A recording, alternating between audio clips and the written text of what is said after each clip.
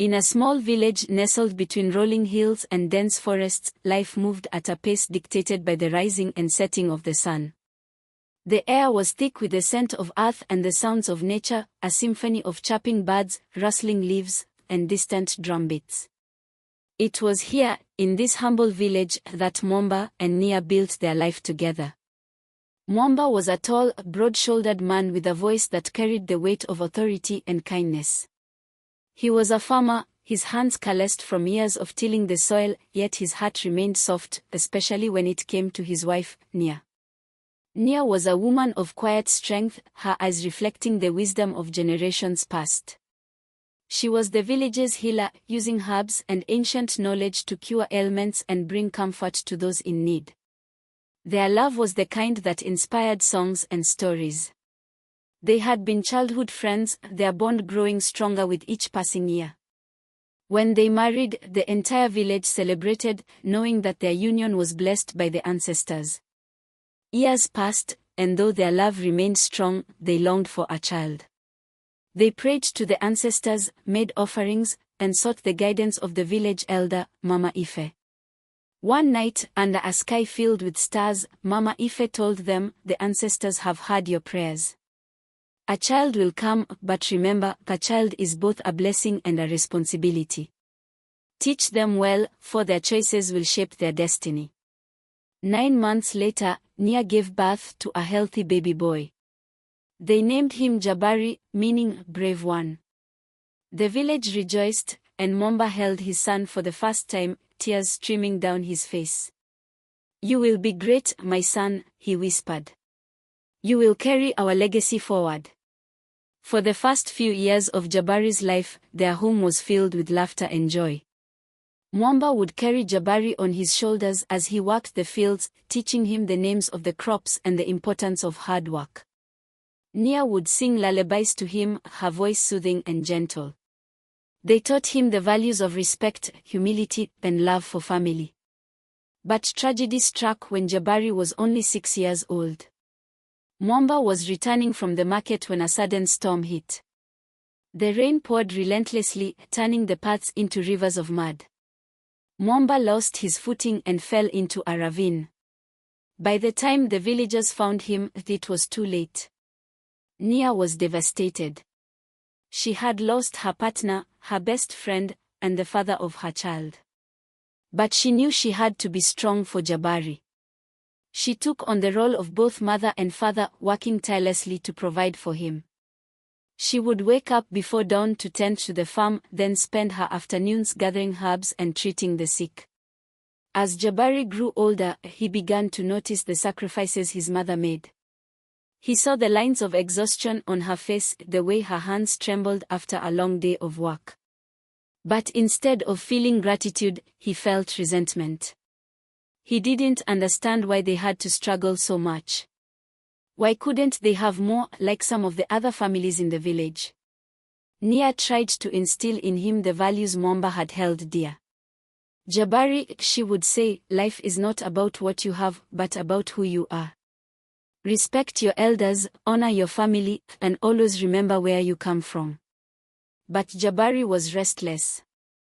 He wanted more than the village could offer. He dreamed of the city, of a life filled with excitement and opportunity. He began to spend less time at home and more time with a group of boys who shared his rebellious spirit. They would skip chores to explore the forest, play games, and talk about their dreams of leaving the village. Nia noticed the change in her son. She tried to talk to him, to remind him of his responsibilities, but he would brush her off. "I'm not a child anymore, Mama," he would say. "I know what I'm doing." One evening, after a particularly heated argument, Jabari stormed out of the house. Nia watched him go, her heart heavy with worry. She knelt by the fire, whispering a prayer to the ancestors. "Guide him," she pleaded. "Protect him from the path he is choosing." Little did she know, Jabari's choices would lead him down a road of pain and regret, a road that would test the strength of their bond and the lessons she had tried to teach him.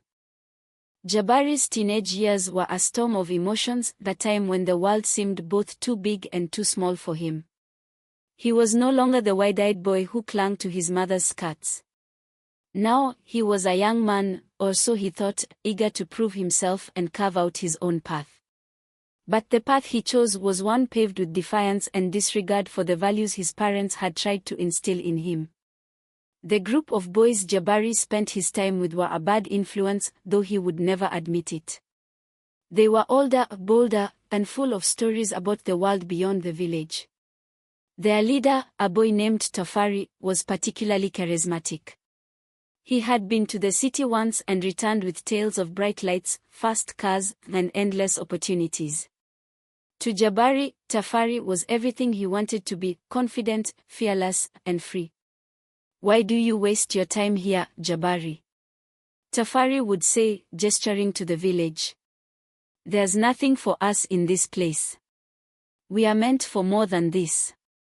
Jabari would nod, his heart racing with excitement. He wanted to believe Tafari, wanted to believe that there was a better life waiting for him out there. But deep down, he felt a pang of guilt.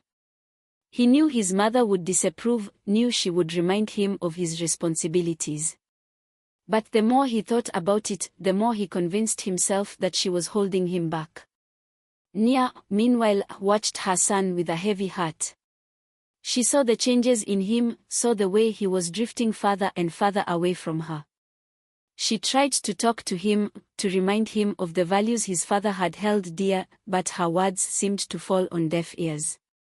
"Jabari," she said one evening as they sat by the fire, "you must remember who you are.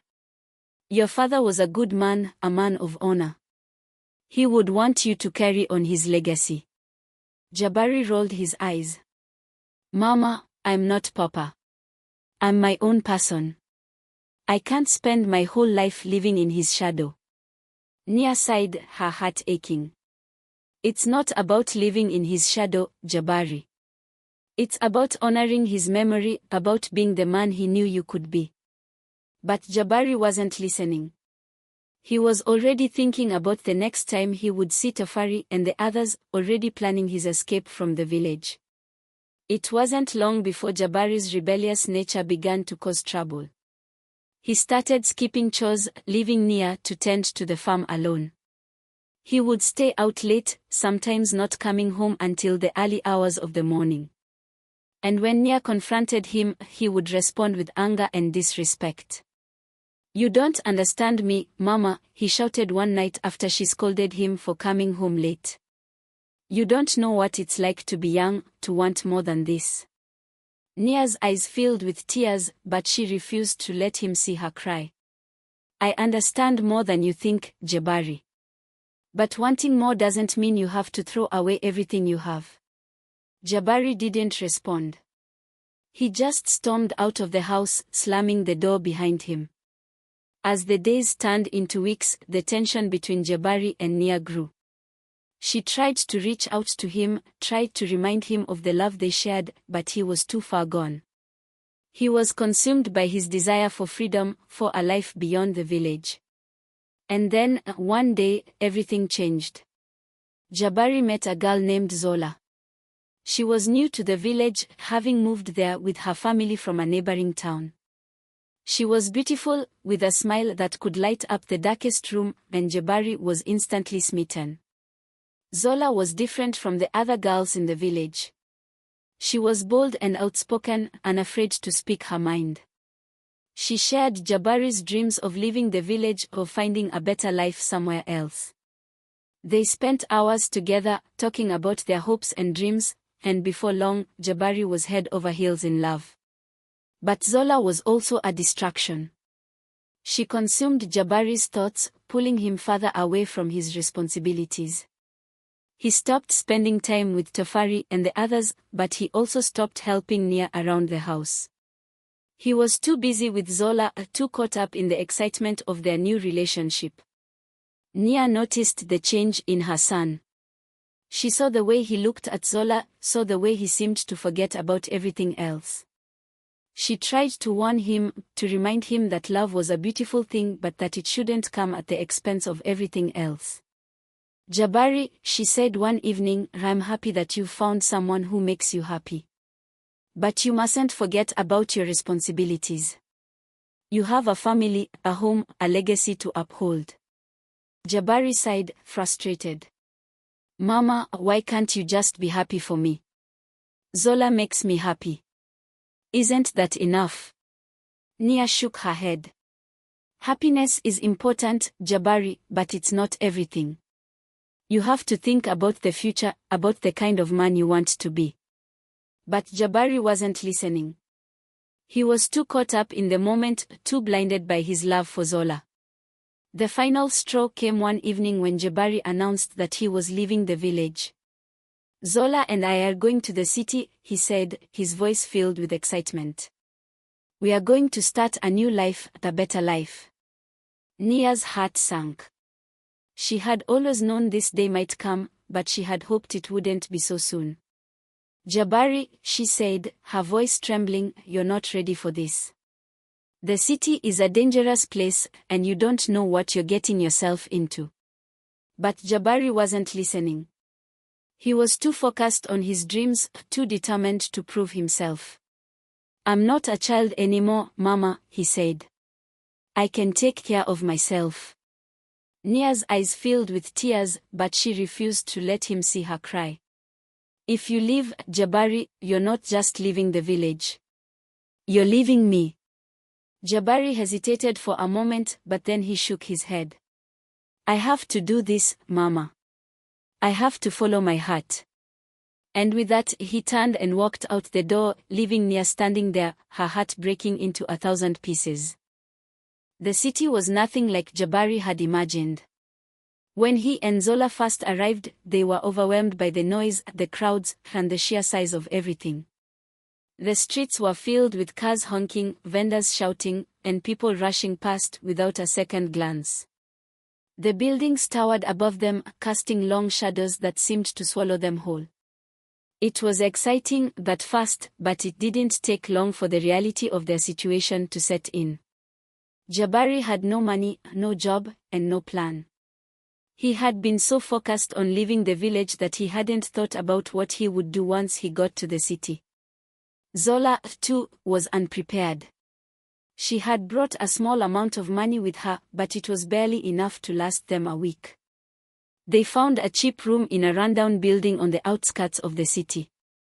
The walls were thin, the floor was cracked, and the air was thick with the smell of mildew. But it was all they could afford, and it was better than sleeping on the streets. Jabari spent his days looking for work, but no one wanted to hire a young man with no experience and no references. He tried everything, construction sites, markets, even street vendors, but no one was willing to take a chance on him. Zola, meanwhile, tried to make the best of their situation. She cleaned their tiny room, cooked whatever food they could afford, and tried to keep their spirits up. But as the days turned into weeks, even her optimism began to fade. Jabari, she said one evening as they sat on the floor, sharing a meager meal of bread and beans, maybe we should go back to the village. At least there, we have family. Here, we have nothing. Jabari shook his head, his pride refusing to let him admit defeat. No, Zola. We can't go back. Not yet. I'll find work soon, I promise. But the truth was, Jabari was scared.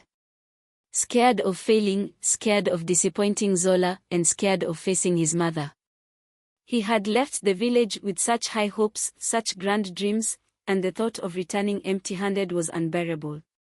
Back in the village, Nia was struggling too. The days after Jabari left were some of the hardest of her life. She felt his absence like a physical pain, a constant ache in her chest that refused to go away. She tried to keep herself busy, throwing herself into her work and her duties as the village healer, but nothing could fill the void he had left behind. The villagers noticed the change in her. She was quieter, more withdrawn, and the light that had once shone in her eyes seemed to have dimmed. They tried to comfort her, to remind her that Jabari would come back one day, but their words offered little solace. Nia's health began to decline. The long hours of work, the stress, and the loneliness took their toll on her body. She developed a persistent cough that wouldn't go away, and her once strong hands began to tremble. But she refused to rest, refused to give up. She had to keep going, for Jabari's sake. One evening, as she sat by the fire, she decided to write him a letter. She poured her heart into it, telling him how much she missed him, how much she loved him, and how she hoped he was safe. She begged him to come home, to remember the values she had tried to teach him, and to not let pride stand in the way of his happiness. She gave the letter to a trader who was heading to the city, asking him to deliver it to Jabari. But the trader never found him. The city was too big, and Jabari and Zola had moved from their first room to another, cheaper place, leaving no trace behind. Meanwhile, Jabari's life in the city continued to spiral out of control.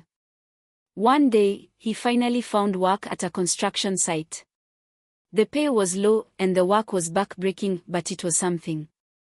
He came home every night exhausted, his hands raw and his body aching.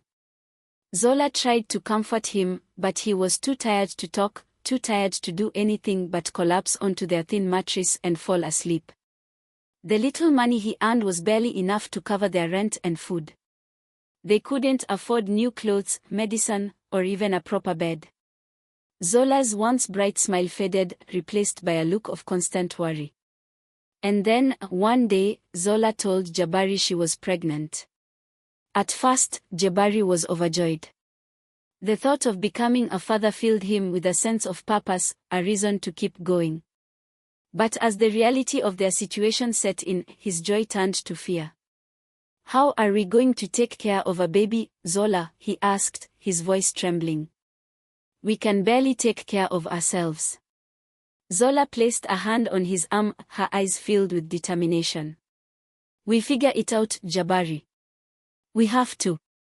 But Jabari wasn't so sure. The weight of his responsibilities felt like a heavy chain around his neck, pulling him deeper into despair. He began to resent Zola, blaming her for their situation, even though he knew it wasn't her fault. One night, after a particularly grueling day at work, Jabari came home to find Zola crying. She had been sick all day, and the thought of bringing a child into their miserable life was too much for her to bear. "I can't do this, Jabari," she sobbed.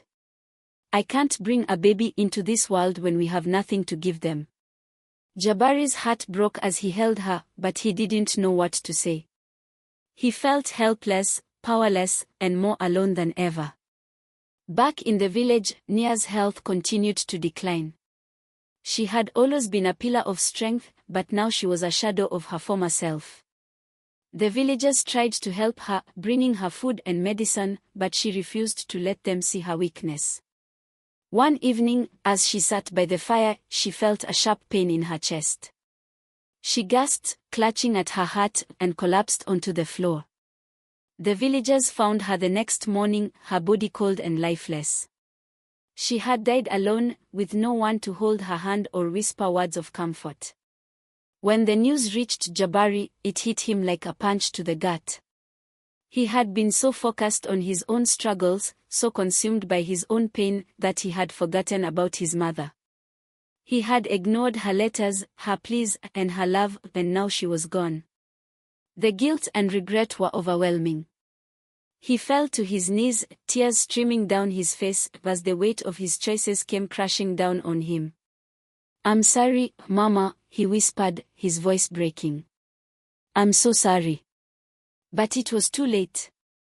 Nia was gone, and nothing he could do would bring her back. The news of Nia's death reached Jabari through a distant relative who had heard of his whereabouts in the city. The messenger, a weary-looking man named Kofi, found Jabari and Zola in their cramped, dimly lit room. He hesitated at the door, his eyes filled with pity as he delivered the news. "Your mother, she's gone, Jabari," Kofi said softly. "She passed away last week. The villagers tried to reach you, but they didn't know where you were." Jabari felt as though the ground had been ripped out from under him. He stumbled backward, his legs giving way as he collapsed onto the floor. Zola rushed to his side, her face pale with shock, but Jabari barely noticed her. His mind was consumed by a whirlwind of emotions, grief, guilt, and an overwhelming sense of regret.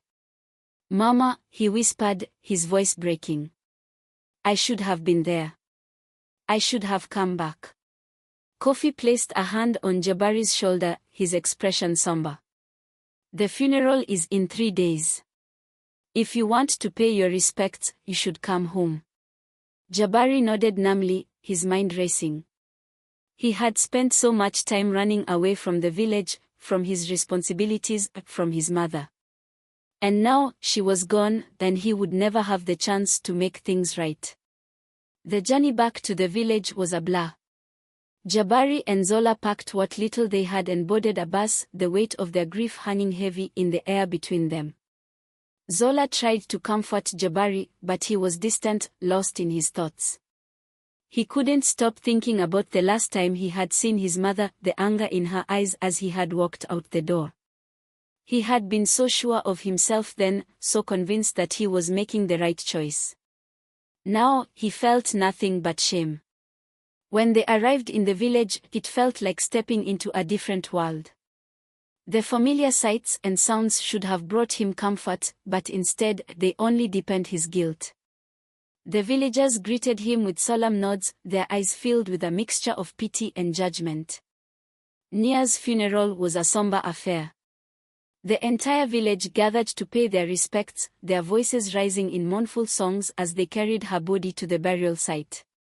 Jabari stood at the edge of the crowd, his heart heavy with regret. He wanted to step forward, to say something, to apologize, but the words caught in his throat. As the villagers lowered Nia's body into the ground, Jabari felt a wave of grief wash over him. He fell to his knees, tears streaming down his face as he whispered, "I'm sorry, Mama. I'm so sorry." But it was too late. Nia was gone, and nothing he could say or do would bring her back. After the funeral, Jabari and Zola stayed in the village for a few days. Jabari spent most of his time at his mother's grave, sitting in silence as he tried to come to terms with his loss. Zola tried to comfort him, but he was distant, lost in his thoughts. The villagers, meanwhile, watched him with a mixture of pity and disapproval. They had loved Nia, and they couldn't understand how Jabari could have abandoned her the way he did. "He left her to die alone," one woman whispered to another as they passed by Jabari. "After all she did for him, this is how he repays her." Jabari heard the whispers, and they cut him to the core. He knew they were right. He had failed his mother, and now he would have to live with the consequences of his choices. One evening, as Jabari sat by the fire, the village elder, Mama Ife, approached him. She was an old woman, her face lined with age and wisdom, and her eyes seemed to see straight into Jabari's soul. "Jabari," she said, her voice gentle but firm, "your mother loved you more than anything in this world. She sacrificed everything for you, and all she ever wanted was for you to be happy." Jabari nodded, his eyes filled with tears. "I know, Mama Ife. And I failed her." Mama Ife placed a hand on his shoulder, her expression softening. "You made mistakes, Jabari. But it's not too late to honor her memory. You have a child on the way and a woman who loves you. Don't let your past mistakes define your future." Jabari looked up at her, his heart heavy with regret. "I don't know if I can do it, Mama Ife. I don't know if I can be the man she wanted me to be." Mama Ife smiled gently. "You already are, Jabari. You just have to believe it."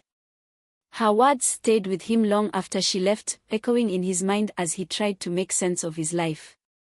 He knew he had to change, knew he had to take responsibility for his actions. But the road ahead seemed so daunting, so impossible. When it was time to leave the village, Jabari felt a strange mix of emotions. Part of him wanted to stay, to try to rebuild the life he had left behind. But another part of him knew that he couldn't go back, not after everything that had happened. As they boarded the bus back to the city, Zola placed a hand on his arm, her eyes filled with concern. "Are you okay, Jabari?" Jabari nodded, though he didn't feel okay. He felt lost, adrift in a sea of guilt and regret. But he knew he had to keep going, for Zola, for their child, and for his mother's memory. The journey back to the city was quiet, the weight of their grief hanging heavy in the air. Jabari stared out the window, his mind racing as he tried to figure out what to do next. He knew he had to find a way to provide for his family, to give them the life they deserved. But the thought of starting over, of facing the challenges ahead, was overwhelming. When they arrived back in the city, Jabari felt a renewed sense of determination. He had made mistakes, but he couldn't let them define him. He had to honor his mother's memory, to be the man she had always believed he could be. But the road to redemption would not be easy. The city no longer felt like a place of opportunity to Jabari. Instead, it was a harsh reminder of his failures, a labyrinth of challenges that seemed insurmountable. But this time, he was determined to face them head-on. He had lost his mother, but he still had Zola and their unborn child. They were his responsibility now, and he couldn't afford to let them down. The first step was finding stable work. Jabari returned to the construction site, swallowing his pride and asking for his old job back. The foreman, the gruff man named Musa, eyed him skeptically but agreed to give him another chance. "You've got a lot to prove, boy," Musa said, his voice stern. "Don't waste this opportunity." Jabari nodded, his resolve hardening. He worked harder than ever, putting in long hours and pushing himself to the limit. The work was exhausting, but it gave him a sense of purpose. For the first time in a long time, he felt like he was moving forward. Zola, too, did her part. She took on small jobs around their neighborhood, cleaning, sewing, and selling homemade snacks at the market.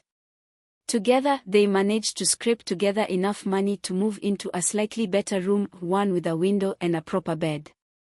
It wasn't much, but it was a start. As the months passed, Jabari began to change. The anger and resentment that had once consumed him slowly faded, replaced by a quiet determination. He still carried the weight of his guilt, but he used it as motivation to do better, to be better. One evening, as they sat together in their room, Zola placed a hand on her swollen belly and smiled. "We are going to be okay, Jabari. I can feel it." Jabari looked at her, his heart swelling with love and gratitude. "I hope so, Zola. I really do." But the road to redemption was not without its challenges. One day, Jabari returned home to find Zola in tears.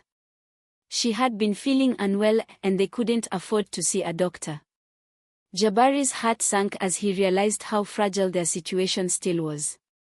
"We'll figure it out," he said, his voice firm. "I'll find a way." He began taking on extra shifts, working late into the night and waking up before dawn. It was grueling, but he didn't complain. He knew he had to do whatever it took to provide for his family. When the baby finally arrived, it was both the happiest and most terrifying moment of Jabari's life. He held his son in his arms, his heart overflowing with love and fear. The child was so small, so fragile, and Jabari felt the weight of his responsibility more than ever. "What should we name him?" Zola asked, her voice weak but filled with joy. Jabari thought for a moment, then smiled. "Mwamba. After my father." Zola nodded, tears streaming down her face. "It's perfect." As Jabari looked down at his son, he made a silent promise. He would not repeat the mistakes of his past. He would be the father his son deserved, the man his mother had always believed he could be. The years that followed were not easy, but Jabari and Zola faced them together. They worked tirelessly to provide for their son, sacrificing their own comfort to give him a better life. Jabari took on every opportunity that came his way, no matter how difficult or demeaning.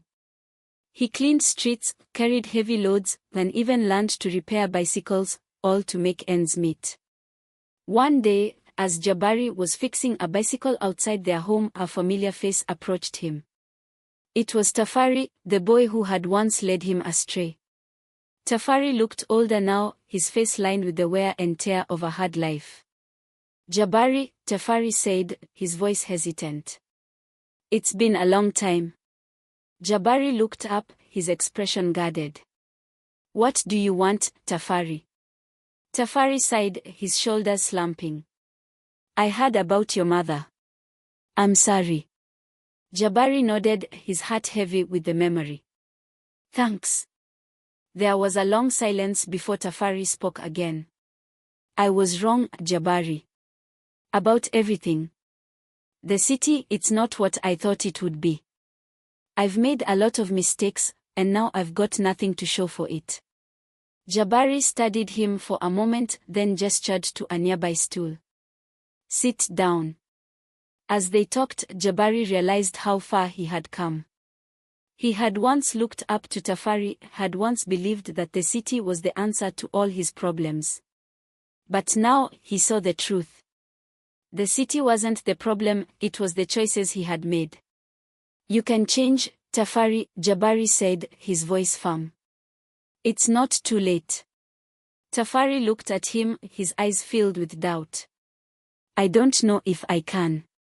Jabari placed a hand on his shoulder. "You can. But you have to want it." Tafari nodded slowly, a glimmer of hope in his eyes. "Thanks, Jabari." As the years passed, Jabari's life began to stabilize. He saved enough money to open a small bicycle repair shop, and it quickly became a popular spot in the neighborhood. Zola helped him run the shop, and little Mwamba grew up surrounded by the love and care of his parents. Jabari never forgot his mother. He often told Mwamba stories about her strength, her kindness, and her unwavering love. He wanted his son to know where he came from, to understand the sacrifices that had been made for him. One evening, as they sat together outside their home, Mwamba looked up at Jabari with wide, curious eyes. "Papa, do you think Grandma would be proud of us?" Jabari smiled, his heart swelling with emotion. "I think she would, Mwamba. I think she would be very proud." As he looked at his son, Jabari felt a sense of peace. He had made mistakes, but he had learned from them. He had lost his mother, but he had honored her memory. And now, he had a family of his own, a legacy to carry forward. The cycle of disobedience had been broken, replaced by a cycle of redemption. And for the first time in a long time, Jabari felt like he was exactly where he was meant to be.